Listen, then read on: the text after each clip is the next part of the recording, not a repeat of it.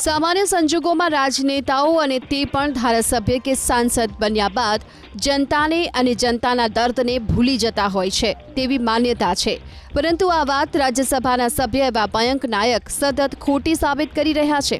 ઉત્તરાયણનો સમય નજીક આવી રહ્યો છે અને પતંગની દોરીના કારણે થતા અકસ્માતો સતત વધવાની આશંકા હોય છે। એવામાં મયંક નાયકે દ્વિચક્રી વાહનો પર વિનામૂલ્યે સેફટી ગાર્ડ લગાવવાનું અભિયાન શરૂ કર્યું।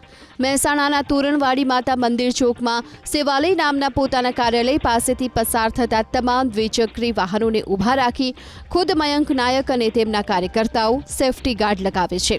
દ્વિચક્રી વાહન પર આ સેફટી ગાર્ડ લગાવતા પતંગની કપાયેલી દોરીથી ગળું કે શરીરના અંગો કપાવવાની શક્યતા ઘટતી હોય છે અને આ અભિયાનને સતત ઉત્તરાયણના દિવસ સુધી યથાવત રાખવાનો મયંક નાયકનો સંકલ્પ છે।